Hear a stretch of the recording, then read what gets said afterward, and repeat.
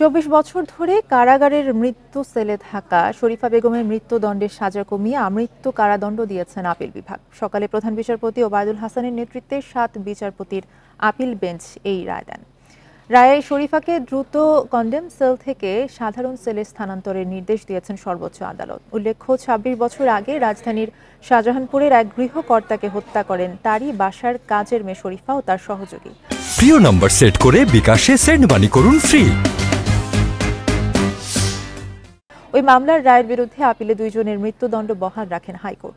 সেই থেকে ২৪ বছর ধরে ডেথ সেল বা মৃত্যু সেলে রয়েছেন আসামি শরীফা। কিন্তু বিষয়টি নিয়ে গণমাধ্যমে প্রতিবেদন প্রকাশের পর এ বিষয়ে শুনানি নিয়ে এই রায় দিয়েছেন সর্বোচ্চ আদালত। আইনি বিধিনিষেধ থাকায় এ যাবৎ বাংলাদেশে কোনো নারী আসামির ফাঁসি কার্যকরের রেকর্ড নেই। ২৪ বছর তারা মৃত্যুর সেলে বন্দী ছিলেন।